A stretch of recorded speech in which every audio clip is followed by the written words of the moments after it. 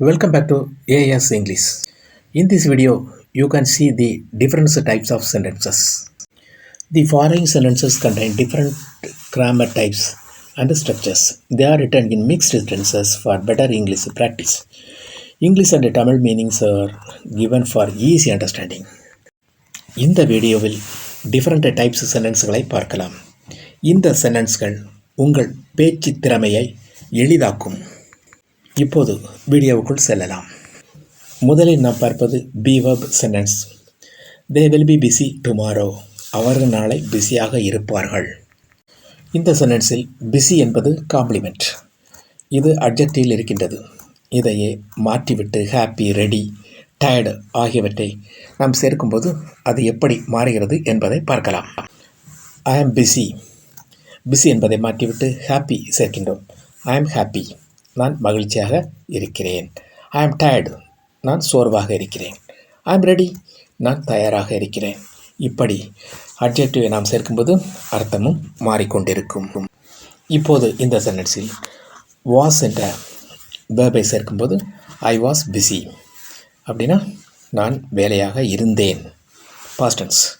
I was happy, நான் மகிழ்ச்சியாக இருந்தேன். ஐ வாஸ் டயர்டு, நான் சோர்வாக இருந்தேன்.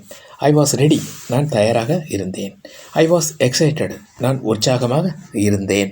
Past tense. Second, have verb sentence. She has a beautiful bag. அவளிடம் ஒரு அழகான பை உள்ளது.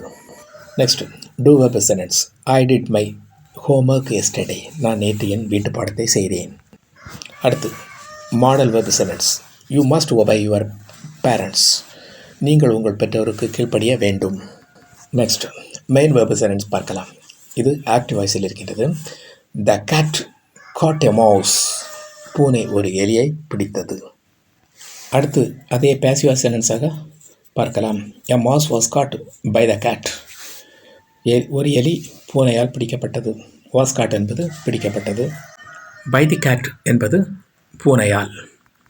அடுத்து நாம் பார்ப்பது yes or no type question. ஒரு ஆக்சிலர் வேர்பு அல்லது மாடல் வேர்பில் ஆரம்பித்தால் அது yes or no type question. Will they come today. அவர்கள் இன்று வருவார்களா. வில் என்பது ஆக்சிலர் வேர்பு. அடுத்து WH question. When will you start the class. நீ எப்போது வகுப்பை தொடங்குவாய். இது இன்ஃபர்மேஷன் கொஸ்டின். எப்பொழுது என்ற விவரத்தை தெரிய WH அதாவது வென்னை பயன்படுத்துகின்றோம். இன்ஃபர்மேஷன் பேட் பயன்படுத்துகின்றோம். Imperative sentence. Close the window. ஜன்னலை மூடு. ஒரு சென்டென்ஸ் ஆனது ஆக்ஷன் வேர்பில் ஆரம்பித்தால் அது இம்பரேட்டிவ் சென்டென்ஸ். அடுத்து exclamatory sentence. What a lovely day. It is. இன்று எவ்வளவு அழகான நாள். அடுத்து டிகிரிஸ் ஆஃப் கம்பேரிசன் இதில் ஒரு சென்டென்ஸ் பார்க்கலாம். அனு இஸ் ஸ்மார்ட்டர் தேன் மீனா.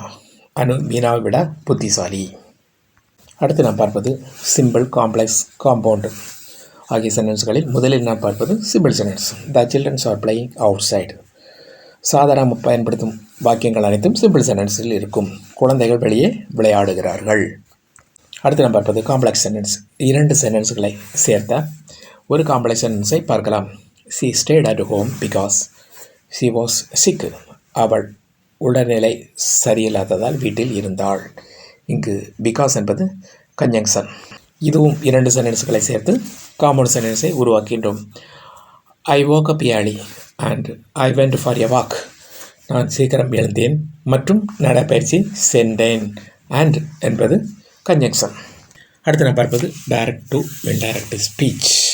அதாவது குமார் சொன்னதை அப்படியே நாம் பேசுவது direct speech. Kumar set I like coffee. Kumar கூறினார் எனக்கு காஃபி பிடிக்கும். ஐ லைக் காஃபி என்பது அவர் கூறிய sentence. Next indirect speech. Kumar set that he liked coffee.